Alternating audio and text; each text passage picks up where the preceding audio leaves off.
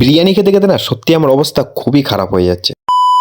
Hey guys, তো আজকে সকাল সকাল আমি চলে এসেছি বিরাটি আদাব বিরিয়ানিতে। আর এদিকে কিন্তু আমরা দেখতে পাচ্ছি অলরেডি বিরিয়ানির তোড়জোড় শুরু হয়ে গেছে। তো চলো আমরা প্রথমে জেনে নিই বিরিয়ানির দোকানের লোকেশনটা। বিরাটি মহাজ্যোতি নগর, বিরাটি স্টেশন থেকে ওখান থেকে অটো ধরলে মহাজ্যোতি নগর, এখানে সামনে হলো সিপিএম এর পার্টি অফিস আছে, নাহলে এমজি ইলেকট্রনিক্স অপোজিটে আছে, তার অপোজিটে আমার দোকান, একদম রোডের উপর। তো তোমরা চাইলে আসতে পারো এই আদাব বিরিয়ানিতে। তো আমরা এখানে দেখতে পাচ্ছি কিন্তু বিরিয়ানির মাংসটা এখানে কষানো হচ্ছে। আর সব থেকে বড় কথা যেটা হলো এনাদের যে কিচেনটা কিন্তু একদম ওপেনলি সবার সামনে আর কি রান্না বান্না হয়। তাহলে এখানে চিন্তার কোনো কারণ নেই। তো আসো আর খেয়ে যাও আদাব বিরিয়ানি থেকে বিরিয়ানি। তো চলো আমরা এখন একটু জেনে নিই যে বিরিয়ানিতে কি কি মশলা ইউজ করছেন। এই মশলাটা তো আমার হোমমেড মশলা, এটা আমি হ্যাঁ, এটা বিরিয়ানির মশলাই।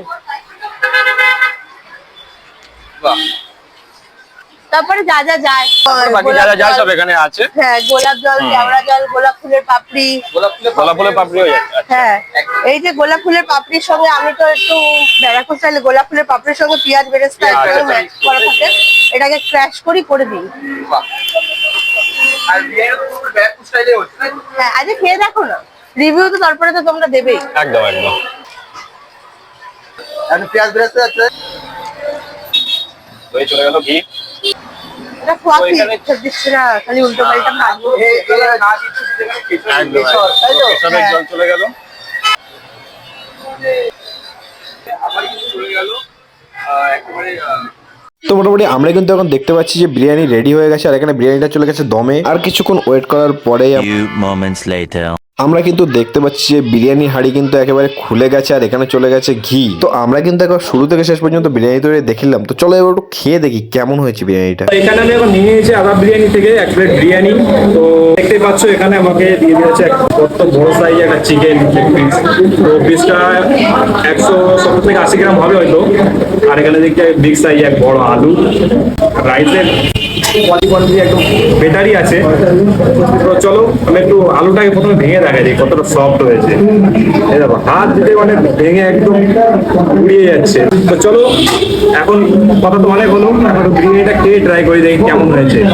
তো আমি এখান থেকে নিয়ে নেবো একটু চিকেন, একটা আলু নিয়ে। তো চলো প্রথমবার একটা গালি দেওয়া যাক, দেখি কেমন হয়েছে।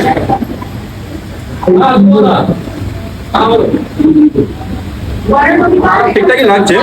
তো চলো আরেকবার নেওয়া যাক।